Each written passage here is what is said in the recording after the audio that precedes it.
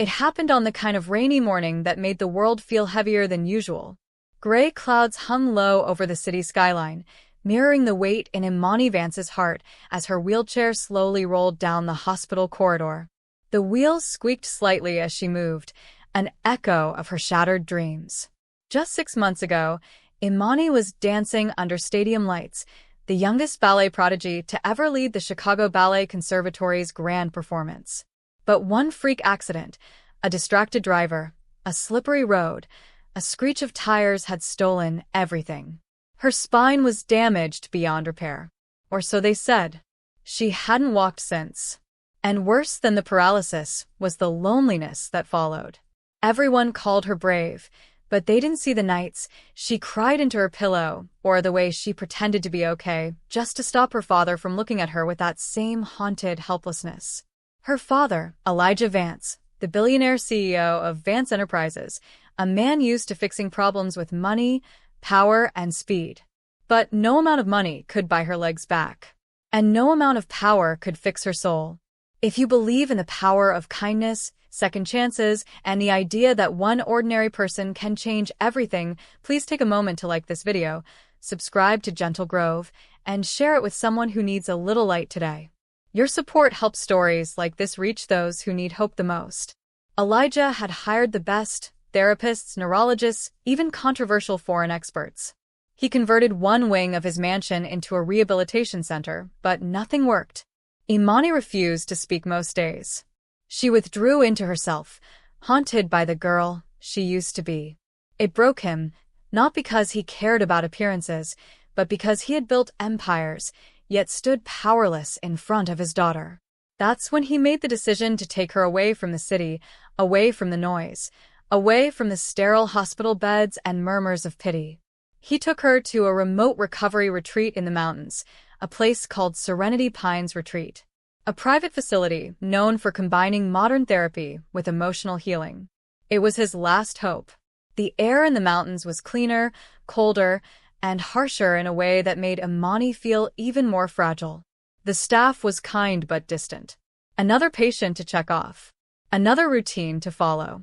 Then, on the third day, something happened. She was sitting alone outside one of the wooden cabins, staring at the distant treetops, when a little boy walked up to her. He looked no older than 6.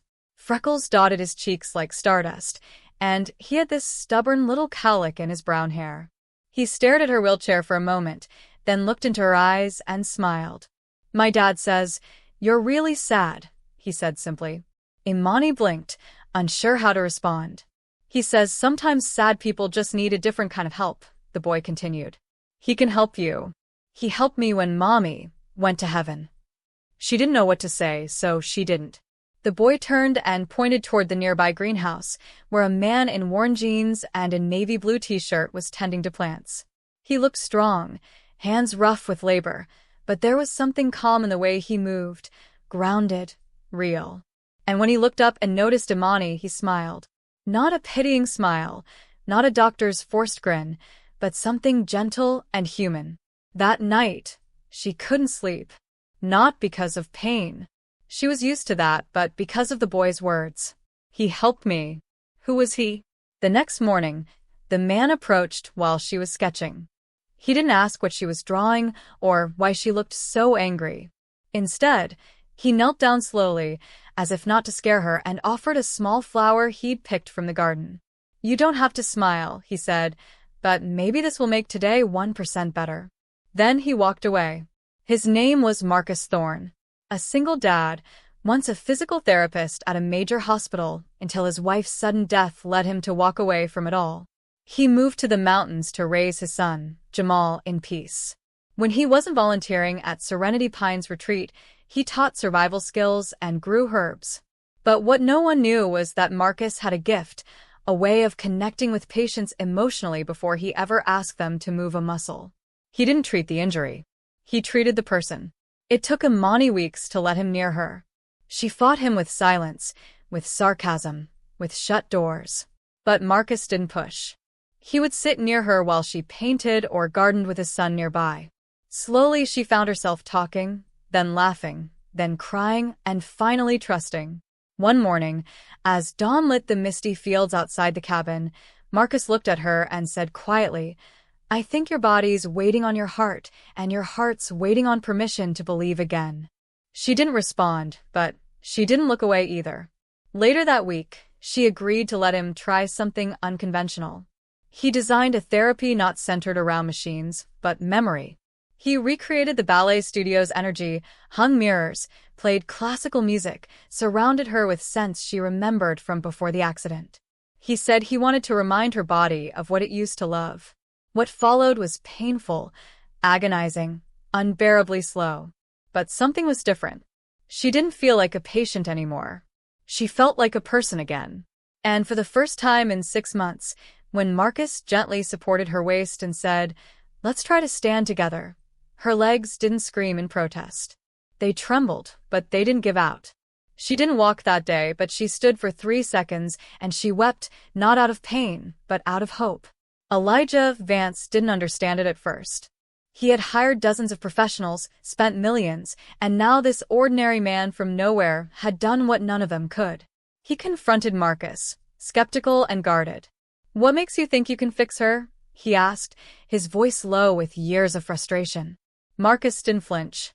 "Because I don't see her as broken. I see a girl who forgot how strong she is." That was the day Elijah finally let go and let someone else in. Progress was slow. Some days Imani regressed. Others she surprised herself, but always Marcus was there. Not with commands, but with calm. He never once promised she'd walk again. He only promised she wouldn't face it alone, and sometimes that was enough.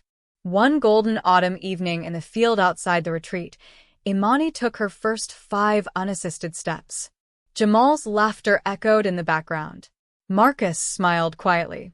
Elijah cried openly, and Imani for the first time believed in tomorrow. If this story touched your heart, please don't leave without liking this video, subscribing to Gentle Grove, and sharing it with someone who needs a little hope. Your engagement helps us keep spreading stories that heal. We'd love to hear from you. Please comment below what part of the story moved you the most. Your words help us bring more kindness into the world. Would you like me to continue the story into a part 2? Perhaps showing what happens when Imani decides to help others like her?